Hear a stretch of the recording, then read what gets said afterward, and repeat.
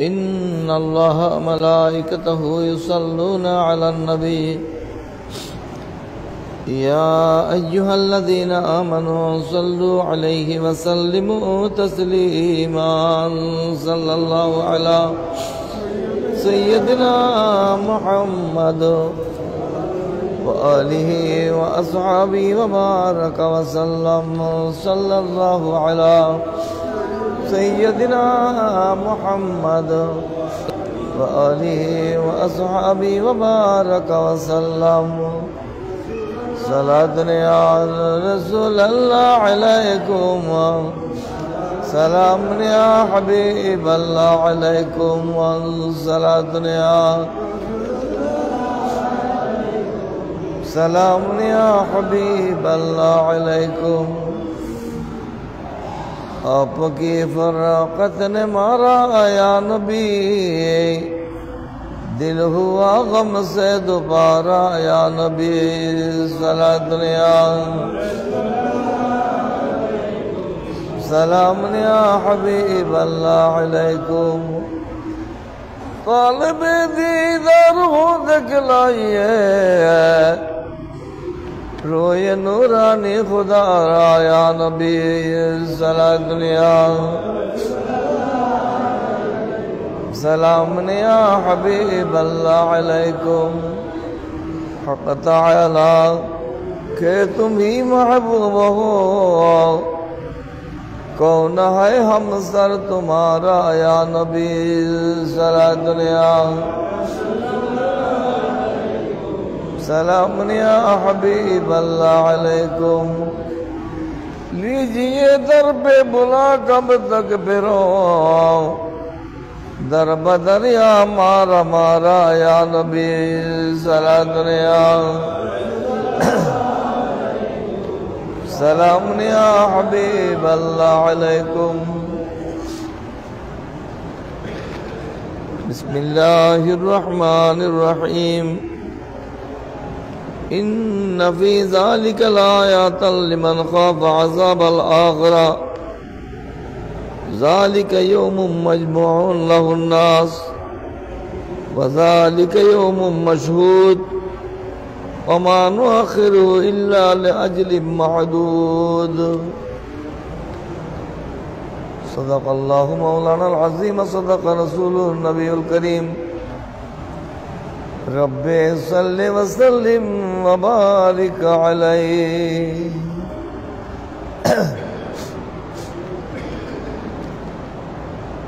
اما بعد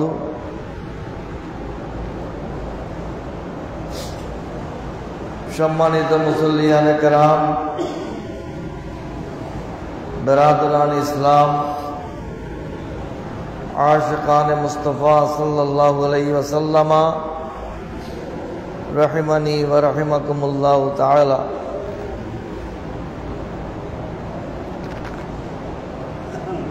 الحمدللہ والشکر للہ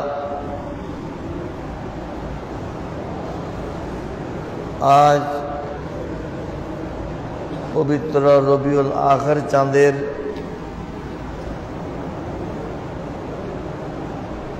چترتھ خطبہ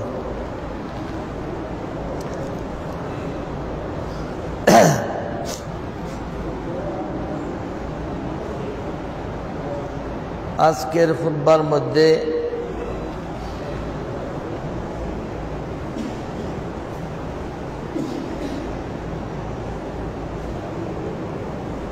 পবিত্র কোরআনের একটি আয়াত উল্লেখ করা হয়েছে যেই আয়াতের মধ্যে কিয়ামতের বর্ণনা এবং দুনিয়াতে অবস্থানের বর্ণনা দেওয়া হয়েছে। দুনিয়াতে অবস্থান ক্ষণিকের জন্য, একটা নির্দিষ্ট সময়ের জন্য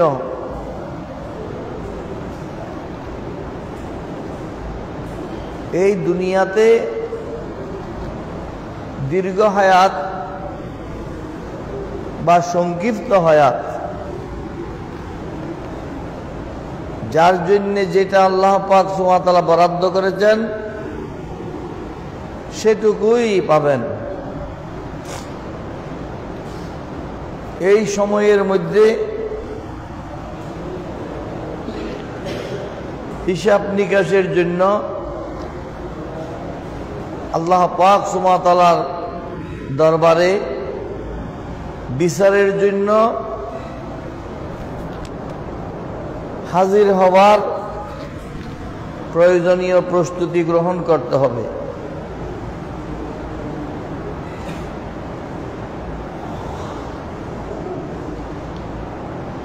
আপনি আপনার মতো করে চললে হবে না।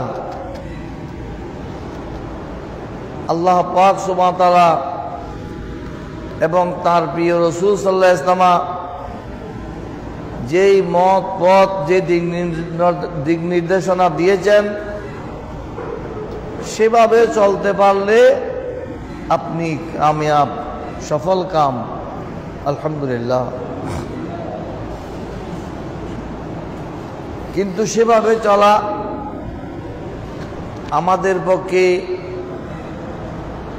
খুবই কঠিন সাধ্য বিষয়। সেভাবে আমরা চলতে পারি না। এই জন্যে আল্লাহ পাক সুবহানাহু ওয়া তাআলা আমাদেরকে নির্দেশ দিয়েছেন, তোমরা আল্লাহওয়ালা, মুত্তাকি, পরহেজগার, দিনদার, আল্লাহর প্রকৃত সত্যিকারের বান্দাদের সঙ্গ অবলম্বন করো।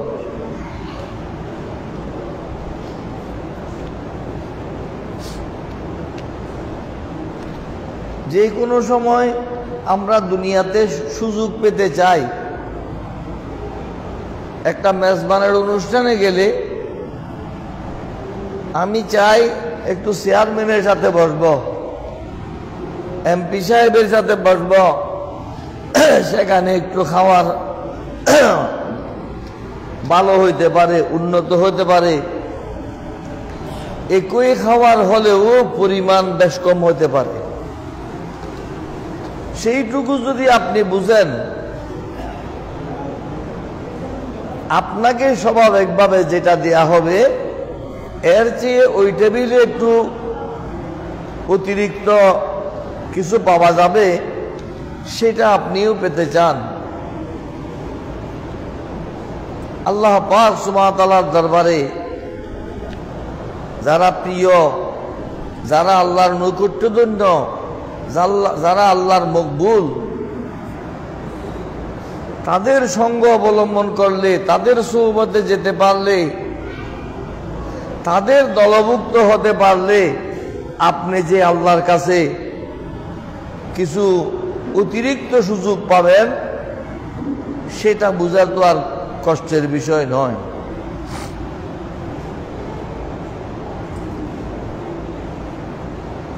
আল্লাহ পাক সুবহানাহু ওয়া তাআলা যুগে যুগে নবী রাসূলদেরকে পাঠিয়েছেন, তাদের জন্য জান্নাতের শুভ সংবাদ আছে।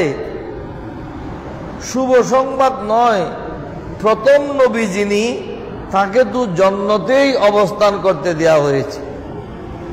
উনি তো জান্নাত থেকেই দুনিয়াতে এসেছেন। তাহলে জান্নাত তো আমাদের মিরাস, আমাদের পৈতৃক বিটি। আমাদের পিতা হযরতে আদম আলাইহিস সালাম যেহেতু সেই জান্নাতের অধিকারী হয়েছিলেন, জান্নাতে বসবাস করার সুযোগ পেয়েছিলেন, আমরা যারা তার সুপুত্র হব, সুসন্তান হব,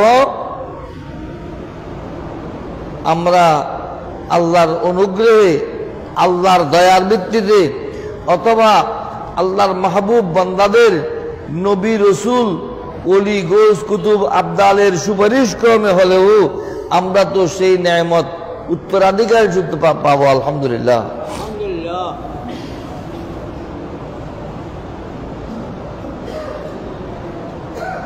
আজকের খুতবার মধ্যে ওয়াজ এসেছে, খুতবাওয়ালা বড়ই গুরুত্বপূর্ণ ওয়াজ আমাদেরকে পেশ করেছেন। হে আদম সন্তানরা, হে আদম সন্তান, তোমার হায়াতের সময় তো অতিবাহিত হয়ে গেছে, অথচ তোমার আমলনামা গুনার কালিমায় কালো হয়ে গেছে।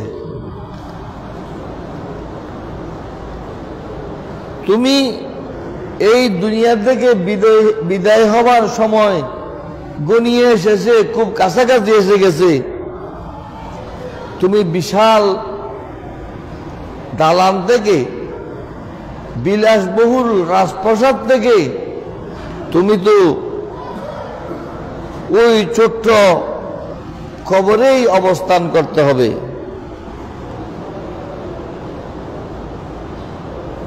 তুমি কি এসব ব্যাপারে কোনো চিন্তা করেছ? তুমি তো মনে করেছ এই দুনিয়াতে তুমি চিরদিন থাকবে।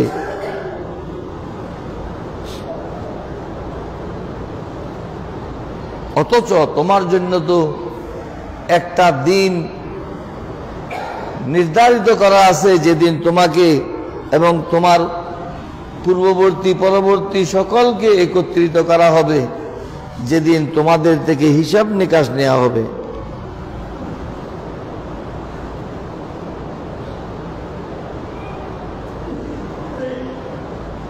খুতবাওয়ালা আল্লাহর কসম করে বলতেছেন, ওয়াল্লাহি মা মিন নফসিন মিন আনফাসিকুম ইল্লা হুয়া আলাইকুম মাহসুব ওয়া মাহদুদ। আল্লাহর কসম করে খুতবাওয়ালা বলতেছেন, আমি আল্লাহর শপথ করে বলতেছি, বান্দা, তোমার প্রতিটি শ্বাস প্রশ্বাসের পর্যন্ত হিসাব নেওয়া হবে। কয়টি নিঃশ্বাস ফেলেছ, কয়টি নিঃশ্বাস টেনেছ, কয়টি টেনেছ, কয়টি ছেড়েছ, এই ভাগে কি করেছ, সবগুলো তোমার থেকে হিসাব নেওয়া হবে। শুধু তাই নয়, ওমা মিন খুতওয়াতিন তাখতুনাহা ইল্লা ওয়া আলাইকুম বিহা শুহুদ। তুমি তো মনে করতেছো আমি যে গুনাহ করতেছি আমার এগুলো তো কেউ দেখে নাই। না, তোমার প্রতিটি কদম যে উঠানামা করেছ, তোমার পদাচরণ করেছ, এগুলোর ব্যাপারে তোমার আপাদমস্তক সাক্ষী দেবে। পা বলবে আমি অমুক জায়গায় গিয়েছি, চোখে বলবে আমি অমুকটা দেখেছি, হাত বলবে আমি অমুকটা করেছি। তুমি রক্ষা পাবার সুযোগ নেই।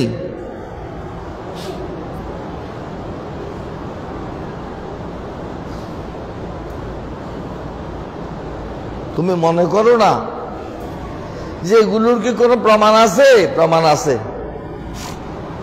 বর্তমান বিজ্ঞানের প্রযুক্তি এগুলো আমাদের জন্য সহজ হয়ে গেছে। সিসি ক্যামেরা থেকে খুনি আসামি ধরা হচ্ছে, চোরকে ধরা হচ্ছে, অপরাধীকে ধরা হচ্ছে কি দিয়ে? সিসি ক্যামেরা দিয়ে। আমাদের কাঁধের উপর সিসি ক্যামেরা ফিট করা আছে। এই কাঁধের উপর সিসি ক্যামেরা ফিট করা আছে। আমি কি করতেছি, কি বলতেছি, কি দেখতেছি, সবগুলো রেকর্ড হচ্ছে। এগুলো ভিডিও সহ রেকর্ড হচ্ছে।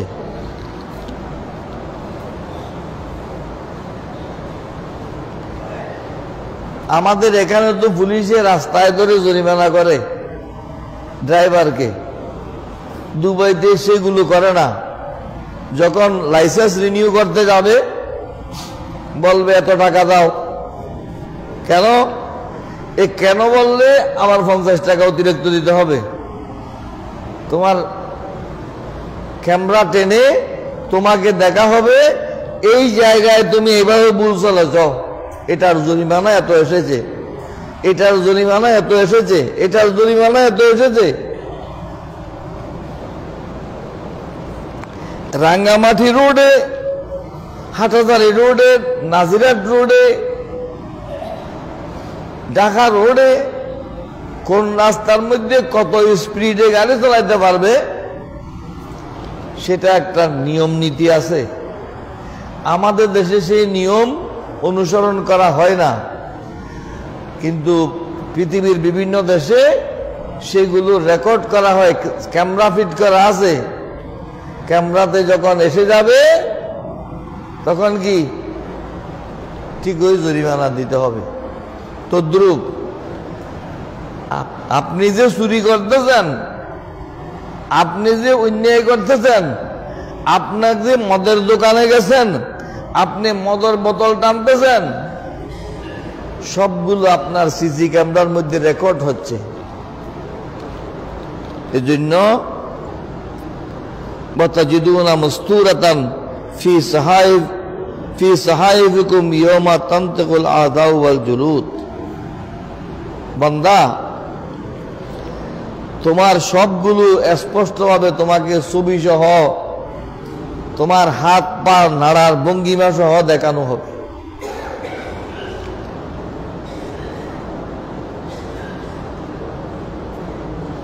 তাল্লাহি লাতুসআলুন্না আনিল কিয়াম ওয়াল কুউদ ওয়াল ইয়াকযাতি ওয়ার রুকুদ। খুতবাওয়ালা আবারও কসম করে বলতেছেন, আমি আল্লাহর শপথ করে বলতেছি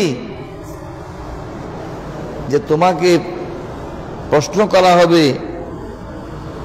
তুমি দাঁড়ানো অবস্থায় কি করেছিলে, বসা অবস্থায় কি করেছিলে, চেতন অবস্থায় কি করেছিলে, ঘুমের অবস্থায় কি করেছিলে, ওয়ার রুকু ওয়াস সুজুদ, রুকু কিভাবে করেছিলে, সিজদা কিভাবে করেছিলে।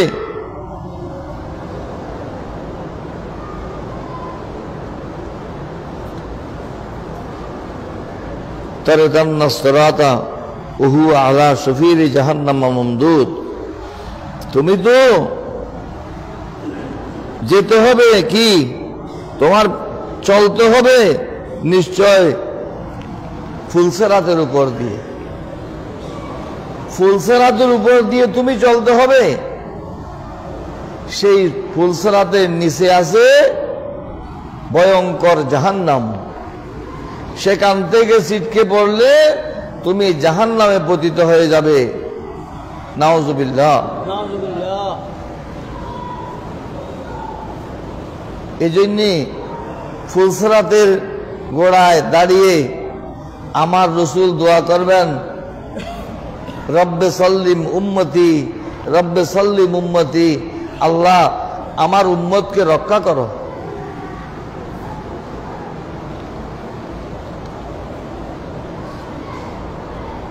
উম্মত যখন পার হবে আমার রসুল দোয়া করবেন উম্মত যেন পার হইতে পারে। আমার রসুল যখন দোয়া করবেন, হযরতে জিবরাইল আলাইহিস সালাম এসে ফুলসেরাতের গোড়ায় আপনার পায়ের নিচে তার পাকা ও ডানা মোবারক বিছিয়ে দেবেন, আপনাকে দ্রুত এক ফলকের মধ্যে 30,000 বছরের রাস্তা পার করিয়ে দেবেন। সুবহানাল্লাহ। তা আপনি তো সেভাবে চলতে হবে। নেয়ামত সবগুলো আপনার জন্য, কিন্তু নেয়ামত নেওয়ার জন্য তো আপনি প্রস্তুত হতে হবে। এই যে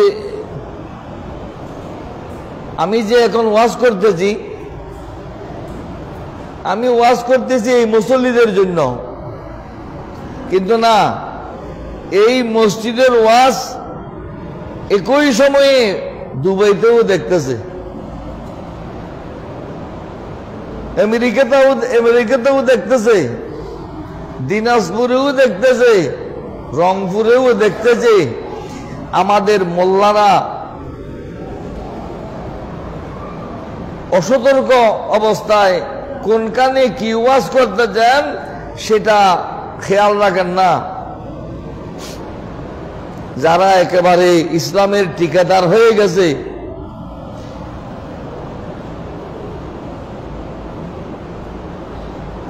ইসলাম বিক্রি করার জন্য গিয়েছে দুর্গাপূজাতে, তাদের একজন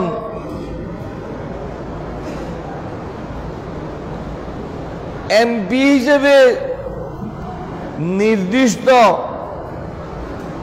নির্ধারণকৃত নাম ঘোষিত এক মোল্লা নামের পূর্বে মুফতি লেখে, সবাই মুফতি বলে। মুফতি মানি ফতোয়া দেনেওয়ালা নয়, মফতকানেওয়ালা। এই মুফতি ওয়াজ করতেছে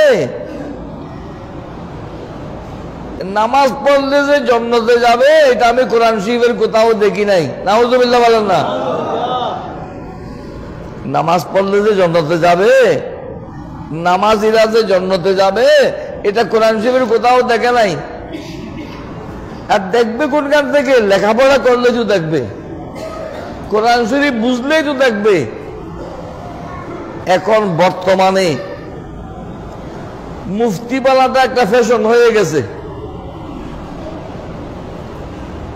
সাধারণ মানুষ মুফতি বললে বড় আলেম মনে করে। এমন মুফতি এই দেশে আছে যে শুদ্ধ করে কোরআন শরীফ পড়তে জানে না, নামে মুফতি।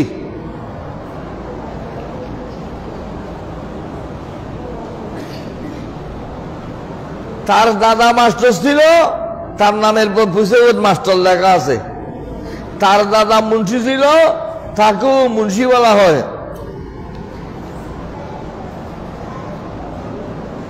এরকম অনেক উদাহরণ আছে, নির্দিষ্ট করে বলতে পারবো, নাম বলতেছি না।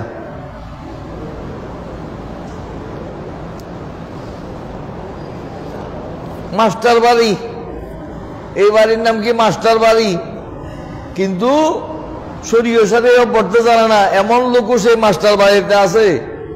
আছে না নাই? হাজির বাড়ি, কারো বাড়ি হাজির বাড়ি। হাজির বাড়িতে এমন লোক আছে যে হজ করা তো দূরের কথা, নামাজও পড়ে না। আছে কি নাই? হাজির বাড়িতে বেনামাজি আছে না? এই মুফতি নাম আছে।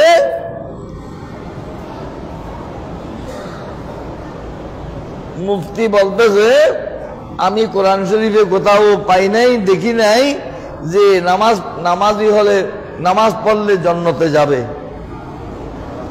আফসোস, অনেক আয়াত আছে কোরআন শরীফের মধ্যে, যেসব আয়াতের মধ্যে প্রকৃত মুসল্লির জন্য জান্নাতের শুভ সংবাদ দেয়া আছে। আলহামদুলিল্লাহ। নামাজ পড়লে বেহেশতে যাবে, যাকাত দিলে বেহেশতে যাবে, রোজা রাখলে বেহেশতে যাবে, এই করলে বেহেশতে যাবে, সবগুলোর বর্ণনা পবিত্র কোরআনে উল্লেখ আছে। আলহামদুলিল্লাহ। আল্লাহ বলতেছেন ওয়ালা রাতবিন ওয়ালা ইয়াবিসিন ইল্লা ফি কিতাবিম মুবিন। ক্ষুদ্র থেকে ক্ষুদ্র, বৃহৎ থেকে বৃহৎ, সবকিছুর বর্ণনা পবিত্র কোরআনে আছে। আলহামদুলিল্লাহ। কিন্তু আমার বিদ্যা কম, আমার বিদ্যার অভাব।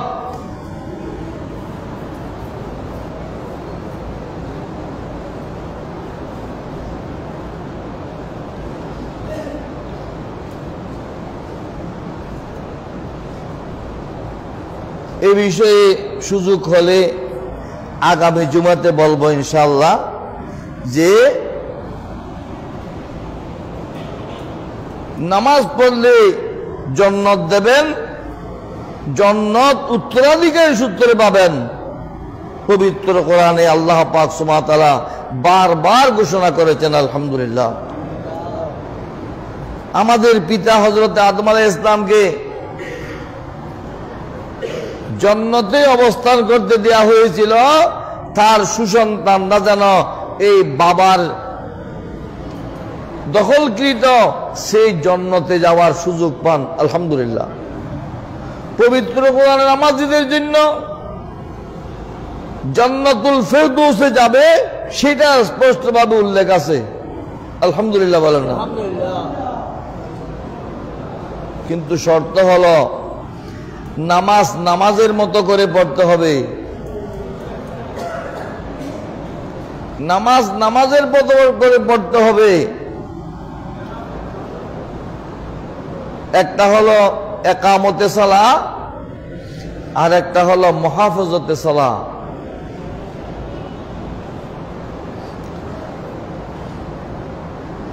একামতে সালাহর কি অর্থ,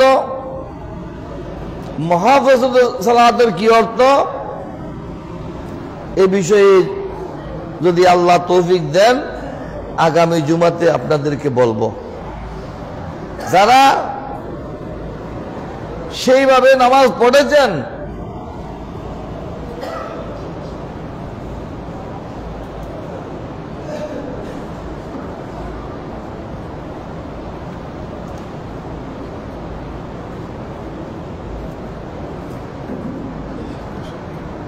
যারা সেভাবে নামাজ পড়েছেন, তারা শুধু জান্নাতি না, তারা অন্যদেরকেও জান্নাতে নেবার সেই অনুমতি প্রাপ্ত হবেন। আলহামদুলিল্লাহ।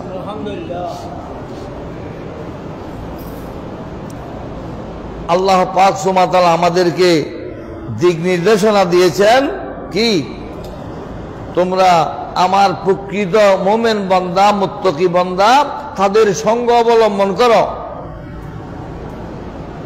আল্লাহ পেতে হলে আল্লাহ ওয়ালার কাছে যাও। এই কারণে আমাদের সুন্নি উলামায়ে কেরাম যুগে যুগে মানুষকে শিক্ষা দিয়েছেন, দিক নির্দেশনা দিয়েছেন। যেহেতু আমরা দুর্বল, আমরা জানি না, যারা জানে তাদের সঙ্গ অবলম্বন করে আল্লাহর প্রিয় বান্দা, মাহবুব বান্দা, আউলিয়া কেরামের সোহবতে গিয়ে, উপযুক্ত পীর মুর্শিদের কাছে গিয়ে আমরা যেন তালিম হাসিল করি এবং সেই রিয়াজত মতে চলি। দুর্ভাগ্যজনক হলেও সত্য যে বর্তমান সময়ে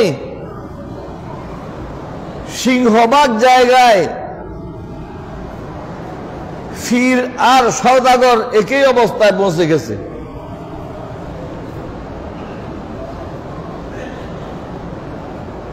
ফির আর সওদাগর যেভাবে একটা কাস্টমার কালেকশন করতে চায়, একটা পণ্য বিক্রি করে লাভ করতে চায়, ফিরের দোকান এখন সেরকম হয়ে গেছে। কলকারখানা, ইন্ডাস্ট্রি, দোকানের সওদাগরির মতো হয়ে গেছে। এমন এক সময় ছিল পীর হবার পূর্বেই রিয়াজত করেছেন, রিয়াজত করে পীর হবার যোগ্যতা অর্জন করেছেন, তারপর মানুষকে মুরিদ বানিয়েছেন। তারপরও মুরিদ করার সময় নিজে ভয় পেয়েছেন যে আমি তো এর দায়িত্ব নিচ্ছি, আমি তার বোঝা বহন করতে পারবো কি না। বর্তমান সময়ে সিংহভাগ পীর এমন অবস্থায় পৌঁছে গেছে, শুধু কাস্টমার কালেকশন করতে আসে। নাউজুবিল্লাহ।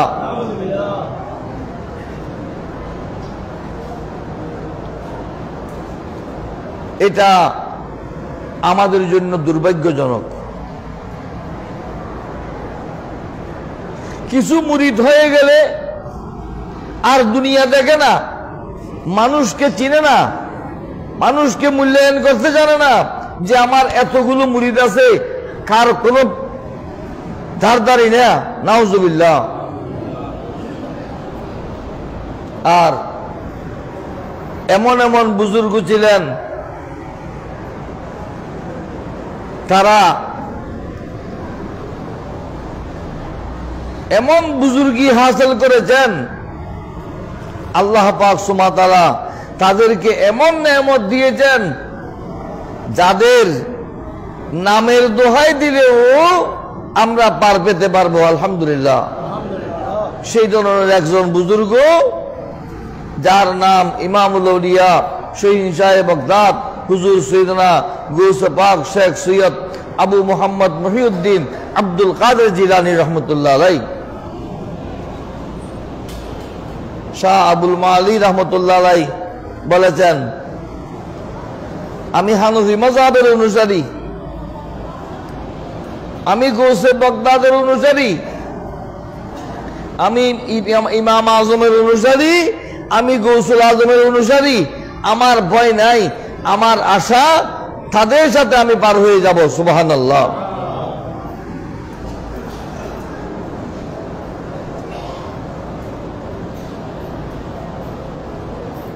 গৌসুল আজম মাইজবেন্নারি, বাবাজান কেবলা মাইজবেন্নারি, খাজা গরিব নওয়াজ রহমতুল্লাহ আলাইহি, এরা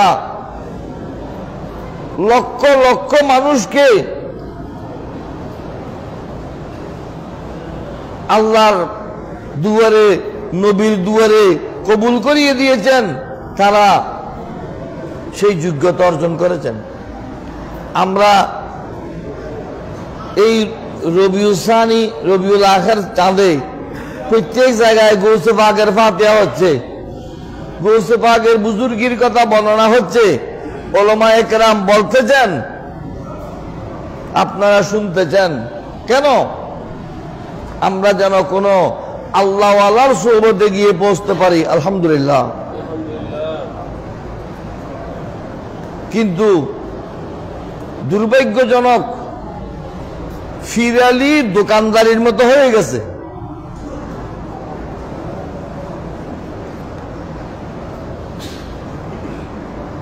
শহীদ শাহে বাগদাদ হুজুর সৈয়দনা গৌসে পাক রাদিয়াল্লাহু আনহু ফরমাচ্ছেন, মুরিদি লা তাখফ ওয়াসিন ফাইন্নি আযুমুন কাতিলুন ইনদাল কিতালি। হে আমার মুরিদানরা, তোমরা ভয় পেও না, সংকট মুহূর্তে আমি তো আছি। সুবহানাল্লাহ। কুসিদায়ে গৌসিয়া শরীফ আমরা পড়ি, কারো ঘরে যদি জিনভূতের আক্রমণ হয়, ভয় হয়, সেখানে কসিদায়ে গৌসিয়া শরীফ পড়লে জিন পলায়ে যায়, আবার আসবার সুযোগ পায় না। সুবহানাল্লাহ। সেখানে গৌসে পাক বলতেছেন, আমার মুরিদানরা মানে যারা কাদরিয়া তরিকার অন্তর্ভুক্ত হয়েছে, যারা কাদরিয়া তরিকার মধ্যে মুরিদ হয়েছে, তোমরা ভয় পেও না, আমি আছি। সুবহানাল্লাহ। আমি আছি বলার পাশাপাশি বলতেছেন, নবিয়ুন হাশিমি মক্কি ইজাজি হুয়া জাদ্দি বিহি নিলতুল মাআলি। হে দুনিয়ার মানুষ, আমাকে যে আল্লাহ পাক সুবহানাহু ওয়া তাআলা এত বড় মর্যাদা দিয়েছেন, আমি এত বড় মর্যাদার অধিকারী হয়েছি, এটা আমার কোনো যোগ্যতা নয়, এটা আমার নবী ইমামুল আম্বিয়া সৈয়দুল মুরসালিন মুহাম্মদুর রাসূলুল্লাহ সাল্লাল্লাহু আলাইহি ওয়াসাল্লামের ফয়েজ। আলহামদুলিল্লাহ। আমার রসুলের ফয়েজ বরকতে, আমার রসুলের শুভ দৃষ্টিতে, রসুলের দয়ায় আমি এই নেয়ামত প্রাপ্ত হয়েছি। সুবহানাল্লাহ।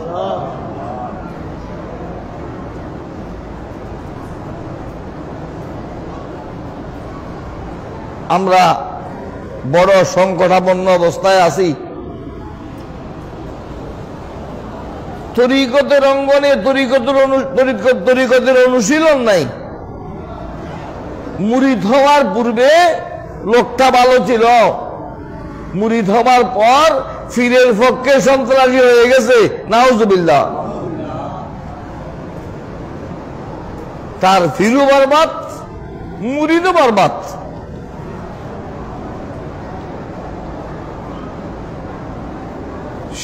সেইটা শিক্ষা নয়, এটা তরিকতের শিক্ষা নয়। তরিকতের শিক্ষা হলো মোমবাতির আগায় যখন আগুন দিয়েছে, মোম আস্তে আস্তে গলতে শুরু করে। যদি কোনো বান্দা তরিকতের ছোঁয়া পায়, সে নরম হয়ে যাবে, বিনয়ী হয়ে যাবে, ঝুঁকে যাবে। যদি সে ঝুঁকে গেছে তাহলে বুঝবেন সে তরিকতের ইমামদের ফয়েজ প্রাপ্ত হচ্ছেন, সুবহানাল্লাহ। আর যদি তা না হয় বুঝবেন এটা নাম, এটা নাম। মুরিদ মানে নাম, নাম হয়েছে মুরিদ, আসলে কিচ্ছু না। এই জন্য তরিকতের মধ্যে সবচাইতে বড় গুরুত্বপূর্ণ বিষয় হল আদব ভক্তি। আদব ভক্তি। আমি গত জুমাতে বলেছিলাম যে কি, আপনি যদি মনে করেন আমি সবচাইতে ছোট, তাহলে আপনি বুজুর্গি লাভ করতে পারবেন, আপনি বড় হতে পারবেন। আলহামদুলিল্লাহ, এটা আমার কোনো পাণ্ডিত্য নয়, এটা আমার কোনো বক্তব্য নয়, এটা আমার কোনো নিজস্ব মতামত নয়। বিশ্বকবি বুলবুলে সিরাজ হযরতে খ্বাজা মুসলিহুদ্দিন সাদি সিরাজি রহমতুল্লাহ আলাইহি বলতেছেন, মোরা পীর দানায়ে মুর্শিদ সাহেব दो अंदर से फरमूद पर रोयाब, एक आंखें बर ख्वाहिश खुद भी मुबास, दिगर दुम आंखें बर गैर बद भी मुबास। আমি আমার পীর মুর্শিদ হযরত খ্বাজা শিহাবুদ্দিন ওমর সহরওয়ার্দী রহমাতুল্লাহ আলাইহির সাথে একটা সমুদ্র পথে সফরে গিয়েছিলাম। হযরত খ্বাজা শিহাবুদ্দিন ওমর সহরওয়ার্দী রহমাতুল্লাহ আলাইহি সেই ইনশায়ে বাগদাদ হুজুর সৈয়দনা গৌসে পাক রাদিয়াল্লাহু খলিফা, গৌসে পাকের খলিফা তরিকতের শিক্ষা দিতে চান তার মুরিদ হযরত শেখ সাদি রহমাতুল্লাহ আলাইহিকে, মোরা পীর দানায়ে মুর্শিদ সাহেব দো আন্দর জফর মুদ বর রোয়াব। আমরা যখন পানির উপর দিয়ে জাহাজে সমুদ্র পথে সফর করে যাচ্ছিলাম, এই সফরের মধ্যে আমার পীর মুর্শিদ আমাকে দুইটা কথার মধ্যে পুরো তরিকত অন্তর্ভুক্ত করে দিয়েছেন, সুবহানাল্লাহ। কি দুইটা কথা?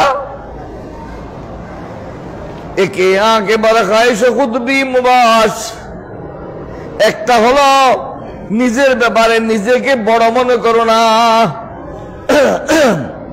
আমি কত বড় বলি, আমি কত বড় বুজুর্গ, আমি কত বড় দিনদার, আমি কত বড় পরহেজগার।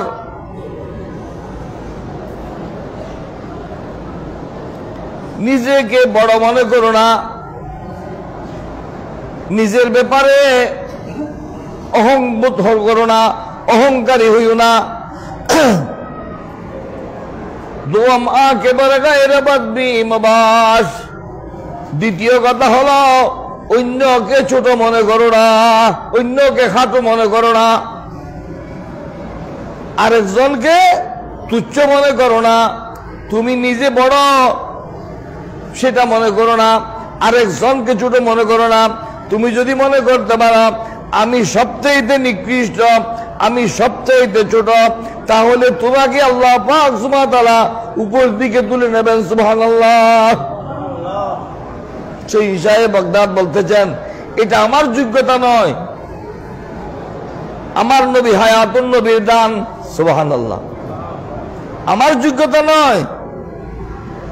এখন তো এক এক ফিরের ডায়লগ দেখলে মনে হয় আল্লাহ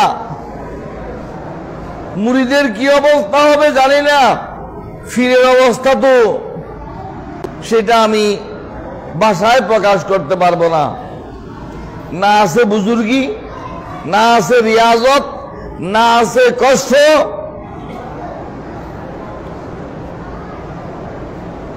আমি এক বুজুর্গ দেখেছি, এখানে আসার পূর্বে আমি ওই মসজিদে 16 বছর জুমা পড়েছি। ওনার কাছে কেউ গেলে মুরিদ হওয়ার জন্য উনি বলতেন, বাবা বিজিলে কেতা বড় হয়, যার কেতা সে ভয়, আমি তোমার বোঝা বহন করতে পারবো না। একজন মুরিদও করাননি, সুবহানাল্লাহ। কিন্তু বড় সাহেবে কসব ছিলেন। হাটহাজারীর এক লোকের এক গরু চুরি হয়েছে, তো ওনার কাছে গিয়েছেন।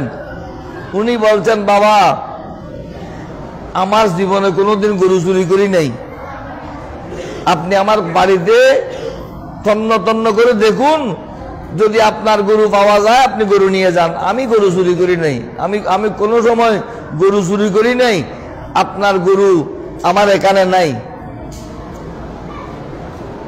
লোকটা ফিরে আসতেছে, চা দোকানের লোকজন, এই মিয়া হুজুর কি বলছে, ওনাকে মিয়া হুজুর বলতো, জলিল মিয়া হুজুর, হযরত আব্দুল জলিল শাহ জলিল মিয়া হুজুর কি বলছে, বলে হুজুরে বলছে এরকম। বলে আবার যাও, উনি ওই রকম বলে যে তুমি আবার যাও।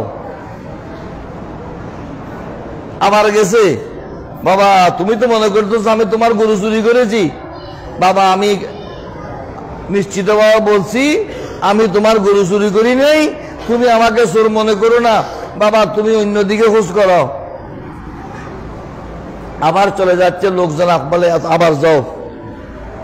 তৃতীয়বার যখন আসছে বললেন যে বাবা তুমি মনে করতেছো আমি তোমার গরু চুরি করেছি, তুমি আমাকে চোর মনে করতেছো, আমি গরু চুরি করি নাই। ওই রমজান আলী হাটের পশ্চিম মাথা একটা চা দোকান আছে, চা দোকানে গিয়ে তুমি পূর্ব দিকে ফিরে বসবে, একটা চা খাও, দেখো চা খেতে খেতে তোমার গরুর খোঁজ মেলে কিনা। সুবহানাল্লাহ বলেন না। উনি চার অর্ডার দিলেন, এক ডুক দুই ডুক খাওয়ার পর দেখতেছে ওই কোরবানের বাজারের মধ্যে সামনে বট গাছের নিচে তার গরু বাঁধা আছে। হাটহাজারীর থেকে গরু চুরি করে রমজান নিয়ে বিক্রি করে ফেলবে, গরু আর পাবে? সার খাবরা কি দৌড় দিছে, সার দোকানের ছেলেরা কোমর ধরে ফেলছে, টাকা দিয়ে যান। বলে আমি আসতে যে আসার কেতাবর আগে টাকা দে, কোরবানি হাটে অত লোক কে কোন দিকে চলে যাবে, আমি কাকে পাবো? টাকা দিয়ে গরুর কাছে যখন গেছে, চোরে তো গরুর মালিক চিনে, গরুর মালিক দেখার সাথে সাথে সাইডে একজনকে বলবে ভাই আমার গরুটা একটু দেখবেন, আমি একটু আসি, এ সরে গেছে। এ যখন গরু নিতে যায়, সাইডের লোকটা বলে ভাই এটা তোমার গরু না, বলে এটা আমার গরু চুরি হয়েছে, যে এটা আমি আমার গরু চুরি করে নিয়ে আসতে যে, তো তোমার প্রমাণ কি, তোমাকে এখানে কে চিনে? বলে আমারে কেউ চিনে না, আমি জলিল মিয়া হুজুরের কাছে গেছিলাম, উনি আমাকে এরকম এরকম বলছে, এখন আমি ঠিক যেই জায়গায় বলছে ওই জায়গায় বসে দেখতেছি আমার গরু এখানে। সুবহানাল্লাহ। এটাকে বলে কষ্ট, এটাকে বলে অন্তর্দৃষ্টি, ভেলায়তের রাডার। গরু কোথায় আছে বলে দিয়েছেন, কোন কালে বসলে গরু দেখবে। সুবহানাল্লাহ। সেই পীর এখন কোথায়? সেই পীর কোথায়? ওই পীর কবরে। ব্যবসায়ীরা উপরে। হ্যাঁ, এখানেও কিছু খালেস বান্দা আছে, কামেল মানুষ আছে, সংখ্যায় কম, আমি খুঁজে পাচ্ছি না। আল্লাহ পাক সুবহানাহু ওয়া তাআলা আমাদেরকে সহি বুঝদান করুন, আমরা যেন সঠিক মানুষ খুঁজে পাই, বন্ড থেকে রক্ষা পাই। আল্লাহ কবুল করুন, আমিন। যারা সুন্নত না পড়েন সুন্নত পড়ি ডন। আসসালামু আলাইকুম ওয়া রাহমাতুল্লাহি ওয়া বারাকাতুহু। কি কি